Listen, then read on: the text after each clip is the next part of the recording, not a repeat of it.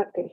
Miren, pues el título de la charla del día de hoy lleva como tal el nombre de Principios FAIR para Software de Investigación y será impartido por la doctora Paula Andrea Martínez. Para que conozcan un poquito de ella, la doctora Paula es coordinadora de proyectos del programa de software, en particular en the Australian Research Data Commons. Justo este grupo tiene como fin pues proveer de la infraestructura y plataformas para la recopilación y datos justo de este país. Además, trabaja en Research Software Alliance como coordinadora, como administradora de la comunidad. Esta comunidad tiene como objetivo principal, pues justo reunir comunidades de software para que se le dé como el valor y la importancia de lo que implica el software como tal en el área de investigación, ¿no? Que se le vea como un componente fundamental en esta área. Además, hace trabajo voluntariado en The Carpentries. Justo esta organización está enfocada a la gestión de datos, de proveer de habilidades computacionales en el área de investigación, y también hace trabajo voluntario en Our Ladies Brisbane, en Brisbane también en Australia, para hacer que toda la parte de R se forme como una diversidad, ¿no? Entre todas las demás personas, y que se forme un buen grupo justo para aprender este lenguaje. Entonces, Paula, yo te quiero agradecer, muchas gracias por estar aquí y darnos esta plática. Y bueno, te dejo. Adelante, te cedo la sesión para que puedas comenzar. Muchas gracias, Shirley. ¿Cómo se escucha mi audio? ¿Está mejor que antes? Sí, se escucha bien. Se escucha gracias. Muchas gracias por la presentación. Voy a compartir mi pantalla.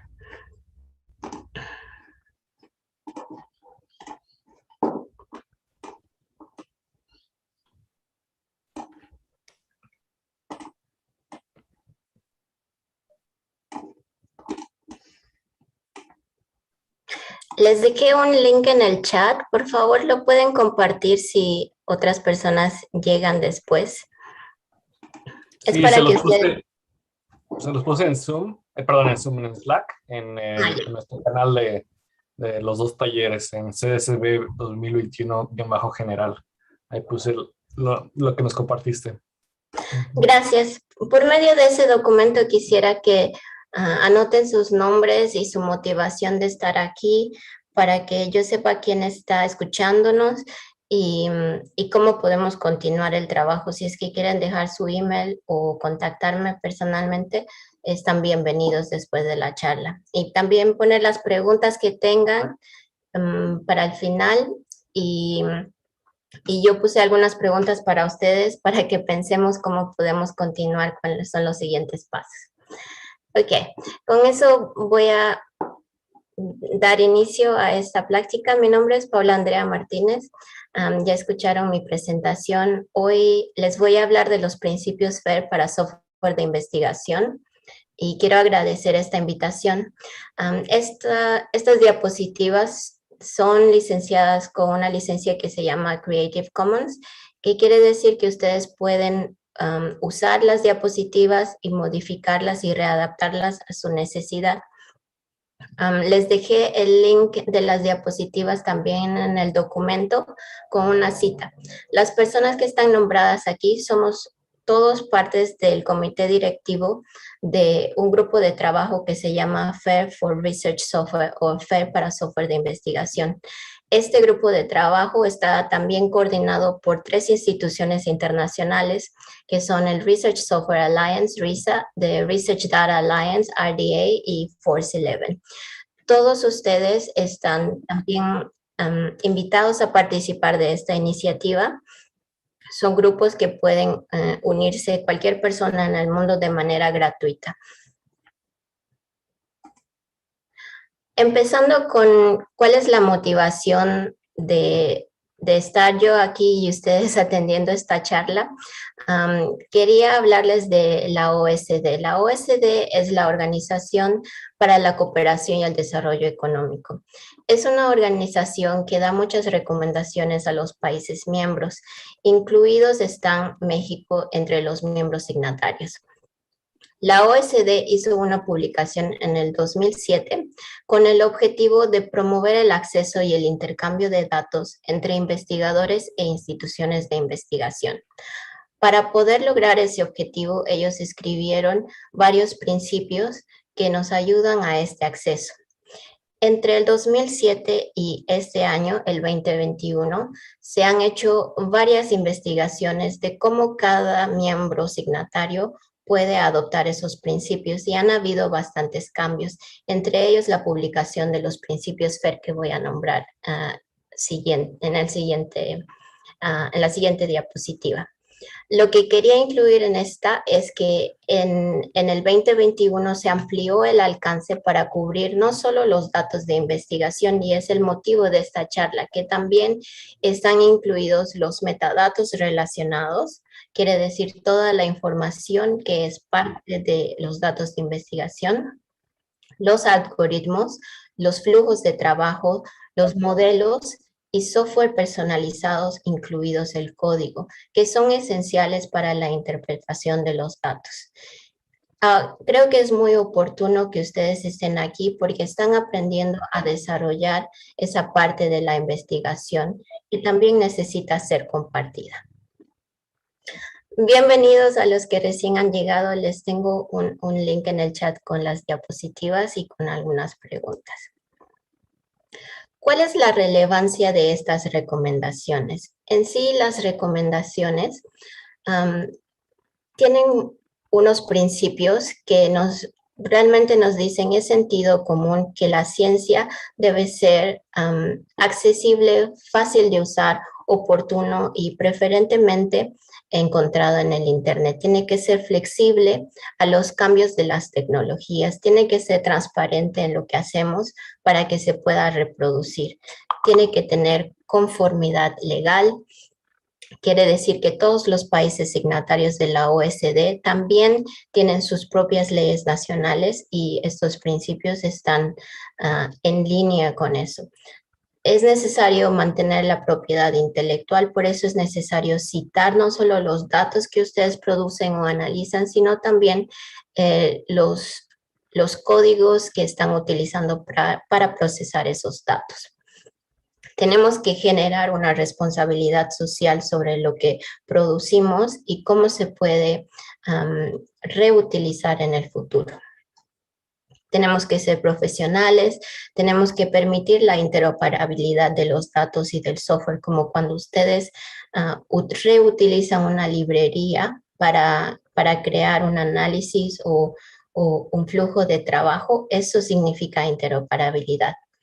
Quisiéramos que tengamos la mayor calidad en nuestra creación digital, ya sean los descubrimientos o los nuevos softwares, que sea una forma más eficiente de hacer las cosas. Dejemos de hacer cosas manualmente cuando podemos hacerlas automáticamente, manteniendo seguridad y también rindiendo cuentas de quién hace qué, cuándo lo ha hecho y qué cambios se han hecho. Eso también mejora la sostenibilidad del acceso de los datos de investigación. Especialmente todas estas recomendaciones son para investigaciones que han recibido fondos públicos de una infraestructura social. Ahora, les quería hablar de los principios FAIR, que en español significan que sean los principios de localizar, de acceder, de interoperar y de reutilizar los datos. En el 2016 hubo una publicación en Scientific Data que se llama Los principios FAIR para la gestión y administración de los datos científicos.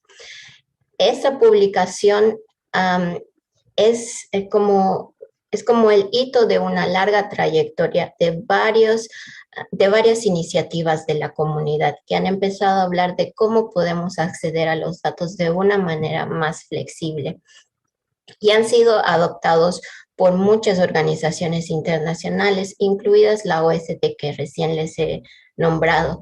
Ellos han adoptado los principios FAIR como un marco común para establecer acuerdos de acceso de datos de investigación en los países miembros. No solamente la OSD, pero también la declaración final de la G20 perdón, de la G20, ha propuesto que los temas de ciencia abierta y el acceso a los resultados de investigación que son financiados por fondos públicos deben incluir los principios FAIR. ¿Por qué? El objetivo es aumentar la colaboración sobre actividades científicas y de investigación. Es así que tenemos esa motivación no solamente en un país, sino a nivel global. Y esa colaboración también tiene que ser a nivel global, especialmente ahora que tratamos con muchos objetivos que no solamente afectan a una región en el mundo. Ahora, quería resaltar algunos de los beneficios de aplicar estos principios para los investigadores y los científicos como ustedes. Nosotros como científicos tenemos que estar muy interesados en la replicabilidad de la ciencia. No queremos hacer algún proceso que nunca más se pueda repetir y no se pueda comprobar. Queremos que sea replicable.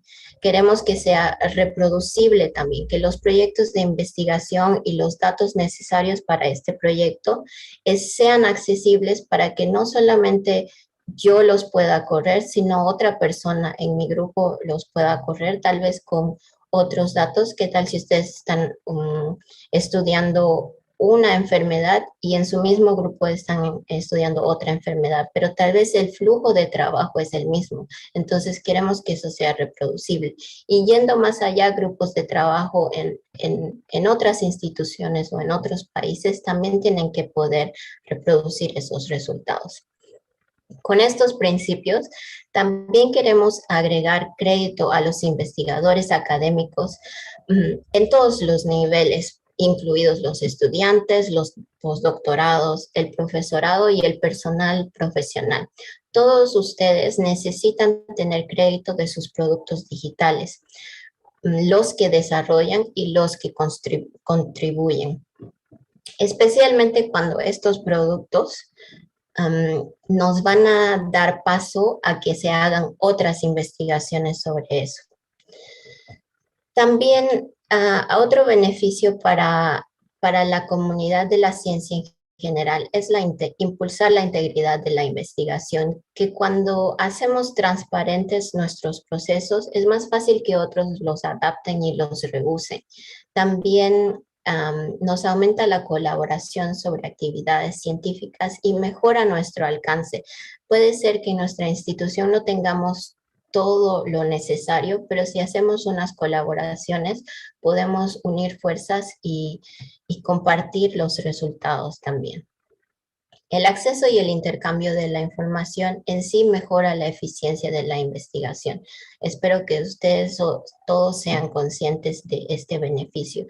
Y al final de todo es que si yo puedo construir algo sobre algo que ya está hecho, me resta todo ese trabajo y no pasar por los mismos errores. Entonces se puede llegar al conocimiento final de una manera más agilizada y no solamente en tiempo, pero también en recursos, en los recursos computacionales o en los recursos financieros, de tener que pagar a una persona para reaprender un proceso que tal vez otras personas ya tienen muy bien delimitado. Si alguien quisiera comentar sobre esos beneficios y si tienen otros beneficios, les invito a que escriban en el documento, por favor. Ahora, como les empecé hablando sobre el grupo del que yo soy parte, el FAIR4AS, que está avalado por 3 instituciones globales, que también les reitero que pueden ustedes hacerse miembros mediante este enlace que está aquí. Nosotros tenemos 2 objetivos generales y 3 hitos. Entre los objetivos es que nuestro grupo está coordinando un amplio repertorio de actividades lideradas por la comunidad. hemos tomado actividades existentes y estamos creando nuevos productos con esas actividades existentes. Les voy a mostrar en las próximas diapositivas algunos de esos ejemplos. El primer objetivo, desde que hemos sido fundados el año pasado, en septiembre del 2020, en los primeros 12 meses lo que hemos hecho es definir los principios FAIR para software de investigación. Como ya les mostré, hay una publicación del 2016 que identifica cuáles son los principios FAIR para datos de investigación. Lo que nosotros hemos hecho es adaptar esos principios para el caso específico del software de investigación. Y hemos logrado esto a través de consultas integrales con la comunidad. Este grupo tiene más o menos 200 participantes y ellos y la comunidad entera han sido consultados para ver cómo ellos pueden adaptar e implementar estos principios. Esos son nuestros otros dos objetivos: crear guías de implementación y también registrar ejemplos de adopción. Es aquí que quiero invitarles a ustedes, los que ya tienen más experiencia en cómo tener buenas prácticas en el desarrollo de software, que si ustedes tienen algunos casos de estudio que quieran compartir con otras partes del mundo, que por favor lo puedan hacer a través de nosotros. Estos son los últimos 6 meses de trabajo de nuestro grupo, en los que vamos a recolectar guías existentes y vamos a completar con nuevas guías. En este momento todo el desarrollo está hecho en inglés, pero con esta presentación y con otras presentaciones en otros idiomas queremos alcanzar a otras regiones del mundo y quisiéramos realmente reiterar la invitación para que ustedes puedan dar su aporte, ya sea en opinión o con nuevos casos de estudio. Cada uno de estos principios bases para cada una de las letras del FAIR sobre software de investigación han sido detallados en esta publicación que les tengo el enlace aquí. Recién la hemos publicado en julio de este año, del 2021. Está titulada FAIR Principles for Research Software, que ha sido un trabajo desarrollado en el grupo de trabajo que les he mencionado y ha recibido comentarios de la comunidad. Los 4 principios bases son que el software tiene que ser localizable. El software y sus metadatos correspondientes deben ser fáciles de encontrar, tanto por humanos como por máquinas. Ya les voy a ir dando la motivación para esto, que se une a las motivaciones previamente mencionadas, que es parte del crédito y la visibilidad y la transparencia de sus productos. La parte de accesible es que el software y sus metadatos deben poder obtenerse mediante protocolos estándar. Un protocolo estándar que está utilizado mucho en el Internet es el HTTPS o el HTTPS. Este protocolo nos permite conectarnos vía Internet. Ahora en Zoom nos permite abrir páginas web, nos permite descargar datos del Internet, y es así que queremos que el software y sus metadatos también puedan obtenerse de esa manera. Que sea interoperable quiere decir que el software pueda trabajar con intercambio de datos o metadatos, que pueda escribir y recibir datos de otro software, que también pueda trabajar a través de una API o un API, que es una interfaz para programas de aplicación. Tal vez algunos de ustedes ya han utilizado esta interfaz donde pueden hacer un requerimiento de datos y pueden descargarlo directamente en una base de datos o en el ambiente que ustedes estén trabajando. Reutilizable tiene 2 dimensiones. El software es utilizable si se puede ejecutar. Quiere decir, si yo puedo descargar el software, como ustedes han descargado la última versión de R o la última versión de RStudio, han descargado y lo pueden abrir y ejecutar en su propia computadora. Esa es una parte de ser reutilizable. de ser utilizable. La segunda parte de ser reutilizable quiere decir que una persona puede obtener ese código, puede entender qué es lo que hace, cuáles son sus funciones y puede modificarlo para extenderlo o para integrar otro software. Eso es lo que ustedes pueden hacer cuando utilizan librerías y van combinando diferentes funciones que son partes de otro software en el suyo o en el que están utilizando en este momento. La siguiente diapositiva es el detalle de cada uno de los principios que está contenida en la publicación que les acabo de mencionar. Es una parte bastante técnica que en este momento no quiero ir en detalles, pero quería poder mostrarles y hacer parte de esta presentación el detalle, porque es la primera vez que estamos hablando de los principios FAIR para software de investigación en español. Y queremos llegar a muchas más personas. Entonces, si ellos encuentran la presentación en línea, pueden ir al detalle.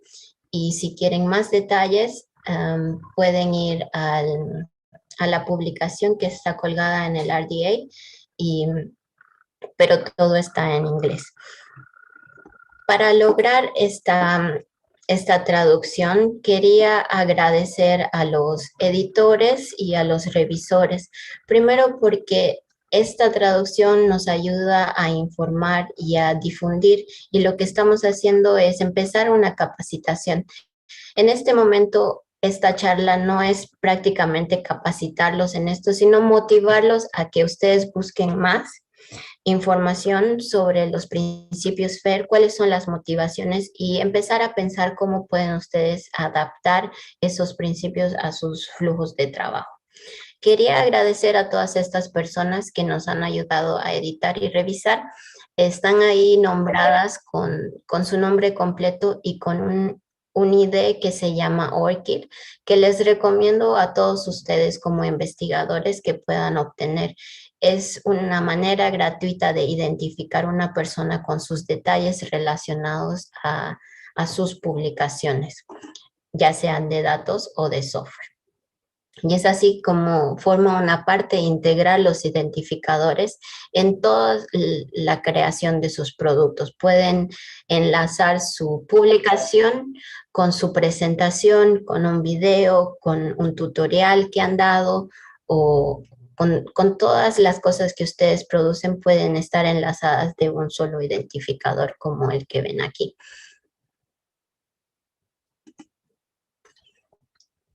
Retomando otra vez el énfasis en el por qué estamos haciendo esto, por qué deberíamos empezar a pensar en estos principios y en qué nos afecta a un largo plazo. Esta es una de las actividades de la comunidad que preceden a los FAIR Principles para software de investigación. Es un grupo de trabajo que se ha enfocado en principios de citación de software. Y ellos tienen una lista larga de por qué es importante citar el software. Esta lista he truncado y solamente quería resaltar algunos de los puntos que son más importantes para los investigadores. Los otros puntos nombrados en la tabla número 2 son también para servicios de infraestructura que soportan dónde depositar el software. Por ejemplo, una de las razones por las cuales debemos citar software es si uno está utilizando un software cuando ha escrito un artículo que va a ser publicado. Es muy importante decir qué software ha sido utilizado y llegar al detalle de qué versión ha utilizado. Si ustedes utilizan software o con otro nuevo software, también es necesario citarlo. Por ejemplo, si ustedes descargan un paquete específico de Bioconductor, digamos el paquete de Lima, tienen que citar el paquete de Lima en su flujo de trabajo. Si alguno de ustedes ha contribuido a un software, ya sea desarrollando o manteniendo un software, es importante tener esa citación. Eso es parte de cambiar los paradigmas académicos, que no solamente los papers o las publicaciones cuentan como un producto de la ciencia, sino todo lo que hacemos alrededor de eso, como escribir documentación, como dar tutorías o capacitaciones, todo eso también entra en nuestro currículo y en nuestra carrera como científicos. Nos ayuda, como dije antes, a la visibilidad y a dar crédito por el desarrollo de software. También es muy importante para encontrar software para implementar una nueva tarea. Ustedes, cuando van a empezar a desarrollar un nuevo proceso, lo primero que tienen que hacer es revisar si ya existe alguna herramienta parecida o que ya hace lo mismo, para no estar reinventando todas las soluciones, sino reusar algo que ya es existente. Para eso sería bueno tener una lista de esos software que tengan una cita, que digan quién los hizo, si está activo el software y si lo puedo reutilizar.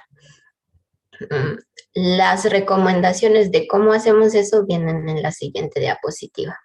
Si ustedes van a publicar un artículo de software, que eso es algo que está pasando más y más en los últimos años, ya no solamente reportamos en las publicaciones sobre la específica enfermedad que estamos trabajando o las especies que hemos encontrado en una pregunta, sino también en la metodología de cómo hemos utilizado técnicas, por ejemplo, el clustering, cómo hemos utilizado machine learning para desarrollar el proceso. Eso también es parte de una publicación, pero es una publicación específica para el proceso de software.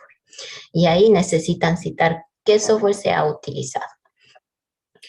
Lo otro es también para la visibilidad y el crédito. Si ustedes son parte de un equipo donde más de una persona está desarrollando software como parte fundamental de su día a día, quiere decir que ustedes van a tener más de un software que mantener y hacer visible a la comunidad. Entonces, les sirve tener un registro de un software, ya sea para su grupo o tal vez para toda la institución. Si ustedes son parte de la UNAM, sería maravilloso llegar a una página web donde estén listados todos los productos de software científico que la UNAM ha desarrollado. Eso también muestra el impacto científico y sus logros, ya sea de un pequeño equipo de 5 o 10 personas o de una institución grande como una universidad o de todo el país. ¿Se imaginan que haya una lista de software que sea mucho más vista en México que en los Estados Unidos, por ejemplo, o en la Unión Europea?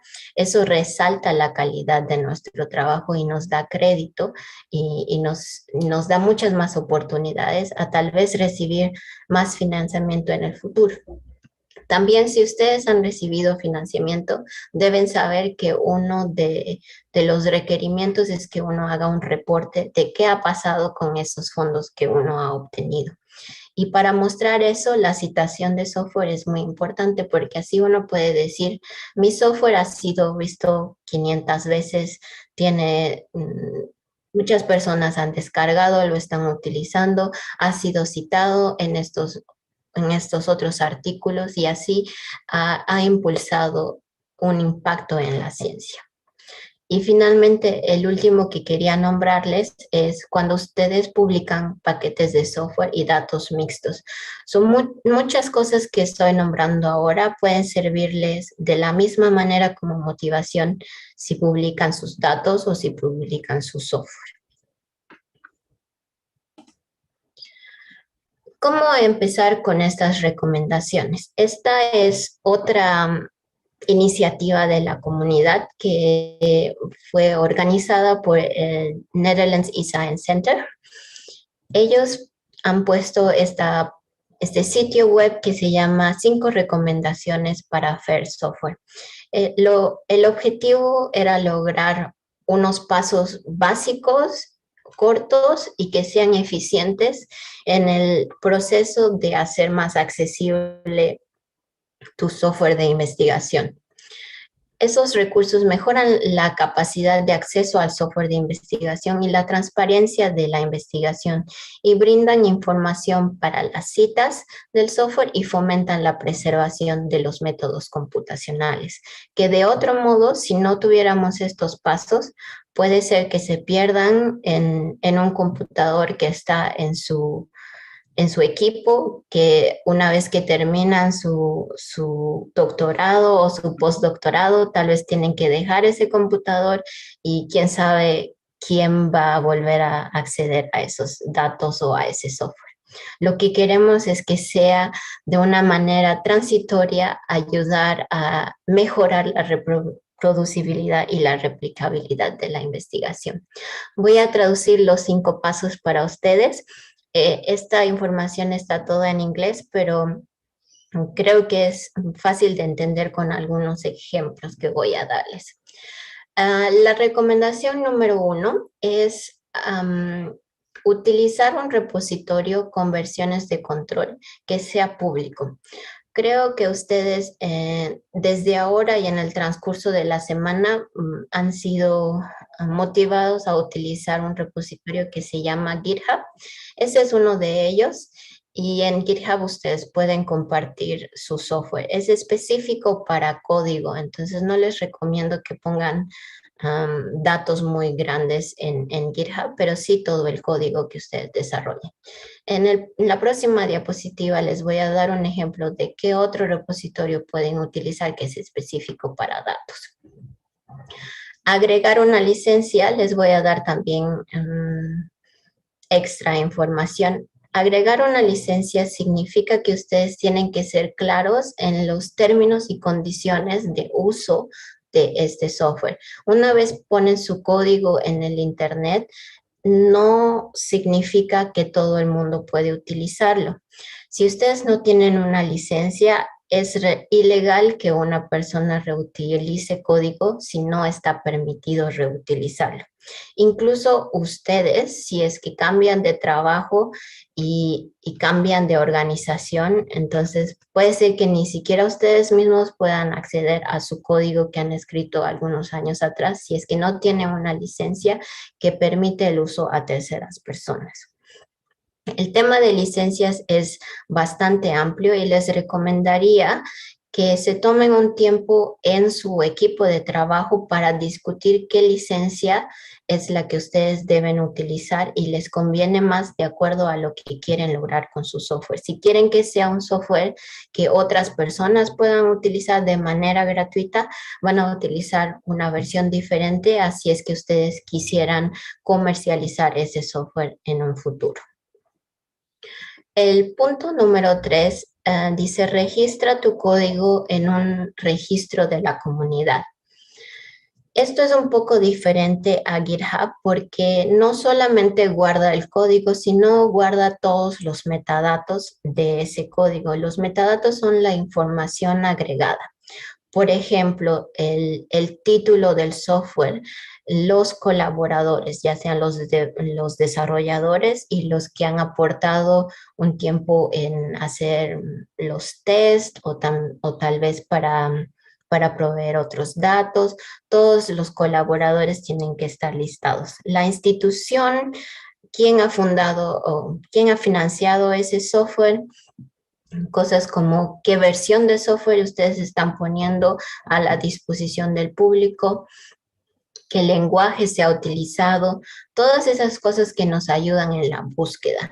El dominio de la ciencia, ya sea diversidad en plantas, diversidad de bacterias o de vida marina, todo esos son datos que uno como dueño y autor del software sí lo sabe, pero si otra persona quiere encontrar tu software, es uno mismo que tiene que detallar toda esa información y eso va en el registro de la comunidad. Un ejemplo es Zenodo.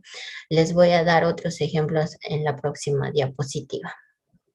El número 4 es tener una cita sobre el software. Ya les mencioné con anterioridad por qué es importante tener una cita con una lista larga de ejemplos. lo que tenemos que tener aquí es tener una oración que diga quiénes son los autores, el nombre del software, la versión del software, el año que se ha publicado y un identificador. Exactamente como les mostré antes un identificador del nombre, su software también puede tener un identificador que mayormente se utiliza un DOI, que es un Digital Object Identifier, un identificador para objetos digitales. Y la quinta recomendación es más específica para mantener la calidad del software. Usar un checklist. Yo sé que muchos de ustedes no han tenido un gran recorrido sobre cómo hacer software con reglas de desarrollo de software. Más interesados están ustedes en responder su pregunta científica de qué está afectando la expresión de mis genes, por ejemplo, o en cierta capacidad, qué pacientes tienen más proyección de vida si toman estas medicinas que estos otros pacientes. Entonces, ustedes utilizan el software como un mediativo para responder esa pregunta y tal vez no están tan interesados en la calidad. Pero parte de la transparencia de la ciencia y la reproducibilidad es seguir estándares de calidad. Y hay varias instituciones que se han tomado el trabajo de delinear cuáles son los mínimos estándares de calidad, que se hagan unos test suficientes con datos diferentes y eso les invito a ver la lista que es principalmente diferente para cada dominio de la ciencia. Un poco más sobre las referencias prácticas antes de irnos directamente a las preguntas. Entre los otros repositorios de versión de control, no solamente tenemos GitHub, pero también tenemos Bitbucket y GitLab. Son servicios gratuitos para la comunidad que tienen muy parecida funcionalidad, entonces ustedes tienen todo el derecho de escoger uno de ellos y no necesariamente tienen que ir por el más estándar. Pero si ya conocen a uno, manténganse utilizando ese y sigan las normativas de su equipo. Para el punto número 2 sobre la licencia, les invito a leer estos dos sitios web. Uno es chooselicense.com y el otro es tldr.legal.com. El primero, el chooselicense.com, es una lectura que realmente los invito a que vean. Hay una parte que dice no license. Y eso clarifica todas las expectativas de una persona y de qué pasa si uno no tiene una licencia en su software.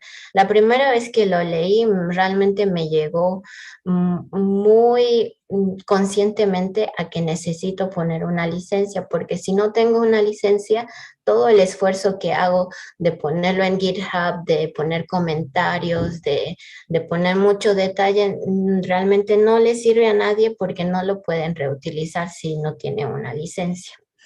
Y ahí les va a hablar de todos los tipos de licencias que hay, algunas que son muy específicas y unas que son muy genéricas y que también les ayuda a ustedes a las garantías. Ustedes pueden poner no quisiera nombrar ninguna de las licencias, pero hay algunas mucho más flexibles y unas un poco más estrictas. Nuevamente les invito a que se tomen un tiempo en su equipo para que lean sobre licencias y escojan una. Después de que tengan ese tiempo, ya reusar la misma licencia es seguramente el camino que van a seguir. El paso número 3 sobre el registro de los metadatos. Los primeros dos ejemplos, Zenodo y Figshare, les ayudan a registrar los metadatos de cualquier producto digital, incluido el software, obviamente. Pueden poner también presentaciones como esta presentación, pueden poner videos, que ahora muchos se está poniendo todo en línea por la pandemia. Pueden poner podcasts que son archivos de audio para que otras personas puedan escuchar. Pueden poner datos y tienen bastante flexibilidad y son productos gratuitos. Específicamente para datos también está Dryad, que les brinda un servicio y ustedes pueden ver cuáles son los beneficios de cada uno. Tal vez sus datos son muy grandes, pero tengo entendido que datos de hasta 5 gigabytes se pueden poner en estos servicios públicos y que nos dan la oportunidad de hacer un requerimiento. Necesito un poco más de espacio para subir mis datos. Entonces ese servicio puede ser que tome más tiempo, pero es posible. La siguiente lista, que es del Netherlands Design Center, tiene una lista de registros de la comunidad muchísimo más amplio, que es específico para cada dominio. Por ejemplo, si ustedes quisieran un registro que es solamente para Plant Biology, va a haber un registro específico, o otro que sea solo para investigaciones del COVID, por ejemplo. Entonces va a haber otro registro. Eso también ayuda a las personas que quieren encontrar sus datos y su software, porque no tienen que ir a buscar en todos los posibles lugares, sino se van a un registro dedicado a ese tipo de datos o ese tipo de software. La última vez que hice esta presentación hubo una pregunta de las consideraciones que debe haber sobre la confidencialidad de datos y las restricciones. Yo sé que en biología hay muchas de las personas están trabajando con datos restringidos y es un énfasis que quiero hacer, que FAIR no significa que tiene que ser público para todo el mundo sin ningún control. Ustedes tienen que hacerlo accesible para las personas que necesitan utilizar esos datos. Si ustedes tienen un grupo de trabajo que está colaborando con otro grupo en otro lugar del mundo, ellos son los que tienen que tener acceso. Y entre la guía que se cita aquí del AGU, que es el American Geoscience Union, les dan algunas pautas de cómo compartir esos datos, que incluyen procesos de control de autentificación. Por ejemplo, dar una contraseña para que alguien pueda acceder, o que necesita ser de una institución, de una lista de instituciones donde ustedes tienen que firmar el acceso. Eso es todo parte de la gobernanza de los datos, que usualmente eso se tiene que hacer al principio de una investigación, definir quién tiene acceso de lectura, de modificación, de transformación de los datos, y lo mismo para el software. Entonces, son consideraciones que sí están contempladas en los principios FAIR, que ustedes necesitan informarse si ese es su caso. Y en los últimos 2 diapositivas, quería colectar más de las referencias y después voy a dar tiempo para que ustedes me puedan hacer preguntas. Esta diapositiva tiene unas referencias más prácticas. Si están utilizando GitHub por ahora o desde ahora, esta es una guía que es solamente 10 minutos de cómo pueden citar su software desde GitHub. Y está enlazado a utilizar Zenodo. Entonces, ya van a cumplir con las 5 recomendaciones de hacer su software FAIR, que les nombré antes, con estas guías. Uno es poner su código en GitHub, agregarle una licencia en un tipo de archivo específico y luego conectar esa versión del software a un registro, por ejemplo, Zenodo, para que obtengan un identificador y una cita que puedan reusar para las personas que están utilizando su software. Nuevamente les pongo aquí el enlace de las 5 recomendaciones, y el último punto, el punto 4, es un tipo de archivo que se llama Citation File Format o CFF. Estas son especificaciones de un tipo de archivo que es leíble para tanto como para personas como para máquinas, para que puedan identificar su cita. Y tiene soporte en Zenodo como un registro y en Zotero. Si no han escuchado de Zotero, es un servicio para bibliografía también gratuito que les ayuda a hacer la colección de sus citas. ya sea de datos o de software. Las últimas referencias en la página 14 son las lecturas que les recomiendo para ir involucrándose más en el tema de FAIR y que tienen mucho más detalle de los que yo les podría dar en una hora de una presentación.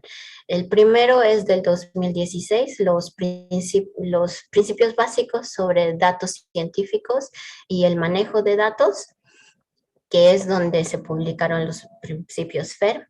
El siguiente del 2020, que también he sido parte de la autoría, es el primer paso que dimos en tratar de definir los principios FAIR para software de investigación. Este trabajo fue en un grupo pequeño y de personas que se han sentado a definir cuáles son los principios.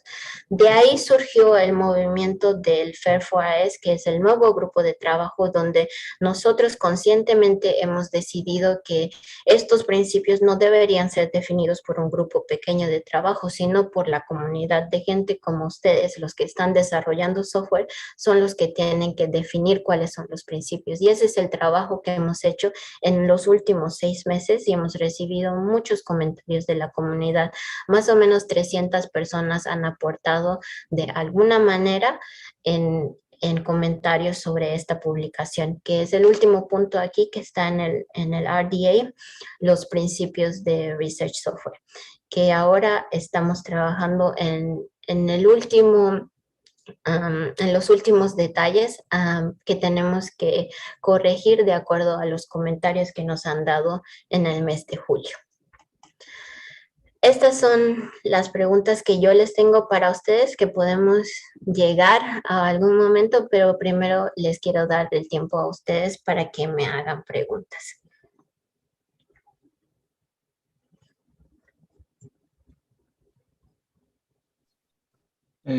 Yo sí tengo un par de preguntas. Justamente mencionó ya casi aparece en la 14, la diapositiva 14, que si también tenemos que mencionar en las publicaciones las software de gestores bibliográficos como Zotero y Mendeley en nuestras publicaciones. Sí, esa es la respuesta corta. Y la respuesta larga también es que te invito a ver los principios de citación en el slide número 10, que ahí tiene mucho más detalle de cuándo hay que citar, pero sí, cada vez que utilizan un software tienen que citarlo, ya sea con la publicación de ese software o si es que no tienen publicación directamente de donde ustedes han obtenido ese software. Ok, bien, gracias.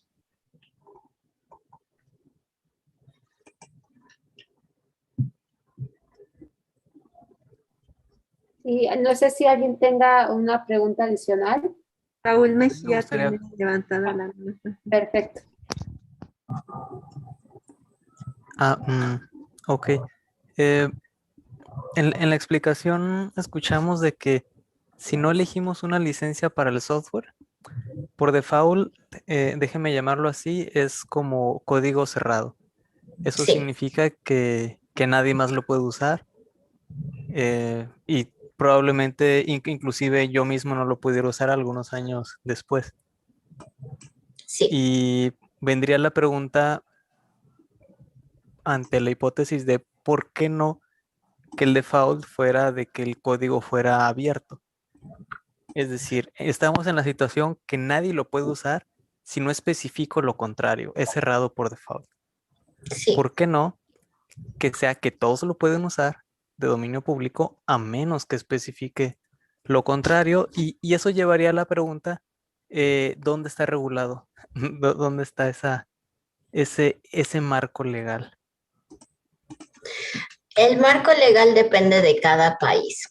Entonces, puede ser que algunos países tengan por defecto que sea abierto para todos, pero en la mayoría de los países, si ustedes ven las leyes de privacidad, realmente dicen que está prohibido reutilizar objetos digitales que están en el Internet y que no tengan términos y condiciones de reuso. Aquí en el chat les voy a dejar especialmente esa lectura que es del chooselicense.com y dice no permission. ¿Qué significa eso? Y si ustedes quisieran dar el acceso libre a todo el mundo, les aconsejo la licencia adecuada para eso es un CC0 o CC0, que significa Public Domain. Ajá. Bueno, esa legislación no está en la Constitución. Esa legislación está en cierto cuerpo legal y es como una crítica al sistema. Me diera el sentimiento, decirlo así como una frase simple, como que el sistema está roto, ¿no? Como que esas leyes no fueron hechas por desarrolladores de software, de que supongo yo que en principio son felices de compartir y reutilizar y crear estas herramientas. Hasta así que va un poquito en el sentido político, legislativo, de quiénes hicieron esas leyes y en dónde están almacenadas. Sí, estoy de acuerdo contigo y mucho de lo que estamos haciendo en promover mejores prácticas es dar conciencia a las personas de que el sistema no nos está ayudando a lograr nuestros objetivos de dar acceso a nuestra investigación. Pero si te pones a pensar del otro punto, no es un pedido tan complicado poner una licencia y eso es parte de las buenas prácticas que queremos generar.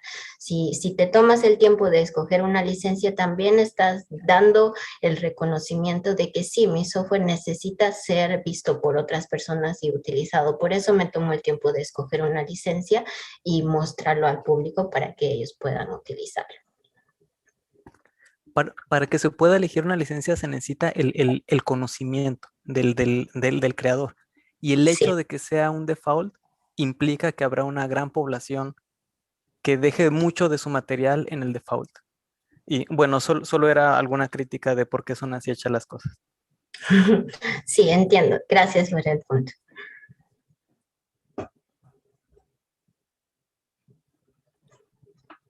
Sí. No sé si puedo comentar algo. Yo trabajo en un instituto nacional, el Instituto Nacional de Pediatría, y dentro de nuestros comités de ética y de investigación es como muy riguroso qué es lo que puedes compartir o qué es lo que no puedes compartir. Pero hay como estas cosas de los datitos o el mismo programa que tú estás haciendo para poder analizar tus propios datos, como que eso todavía no entra en ninguna legislación.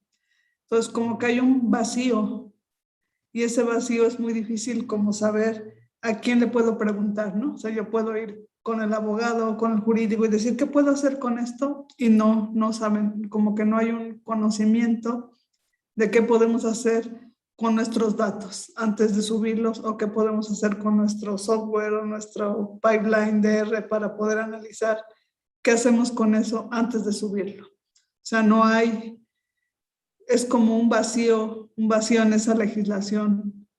Entonces, no sé si alguno de ustedes ha sabido cómo llegar a ese punto o si tú sabes más o menos, Paula. Gracias, Leda. Si alguien quiere responder, les doy el tiempo y espacio, si no puedo responder.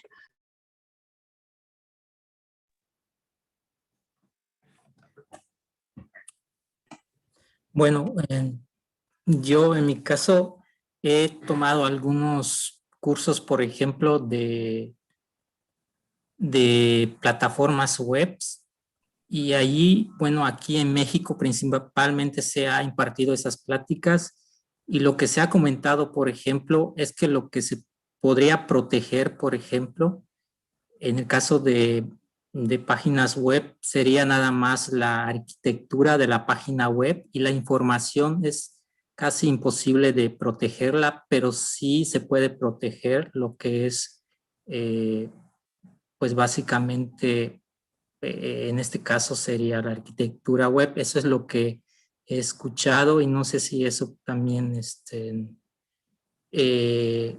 podría pues ayudar un poquito al comentario de Leda en cuestión de qué tanto se comparte una información o no. Ahora se está impartiendo también algunas pláticas de ese tipo aquí en México referente a cómo proteger ciertas cosas y eso es lo que, bueno, yo sé hasta este momento. Gracias, Leda y Jorge. Agregar a eso los dos links que les he sugerido para las licencias, el choosealicense.com y el TLDR Legal, que es Too Long Didn't Read, que te explica la parte legal de cada licencia. Otra buena práctica es seguir las licencias que un software que ustedes están reutilizando, que ya lo conocen, puedan reutilizar. Yo hago eso mucho en las cosas que publico. Por ejemplo, el usar el Creative Commons les da permiso a las personas de realmente cortar en pedacitos y modificar cada parte que ellos quieran para su propio reuso, pero el único pedido es que sea atribuido, es decir, este es resultado en base a este otro proyecto que ha sido desarrollado por tal persona en tal fecha. Es lo único que la licencia pide. Hay bastantes de esas licencias que son un poco más fáciles de entender, que el texto no es tan abrumador. Yo creo que es una decisión que tenemos que tener. Yo también he estado en ese tiempo de no quiero leer 200 páginas para entender una licencia. Hay muchos resúmenes de una licencia que nos permiten dar el acceso que estamos buscando.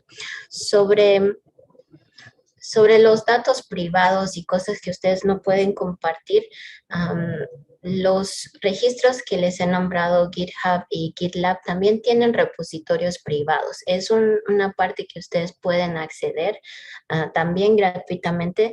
Creo que tienen un máximo de cuántos repositorios privados pueden tener, pero eso es algo que ustedes van a definir quién tiene acceso. Pueden ser solamente ustedes o pueden ser su equipo de trabajo, sus colaboradores, y está accesible por el internet, pero no para todo el mundo. Entonces, son otros pasos que Leda puedes tener para cumplir con las recomendaciones sin necesidad de que sea accesible a todo el mundo. Muchas gracias. ¿Hay alguna otra pregunta?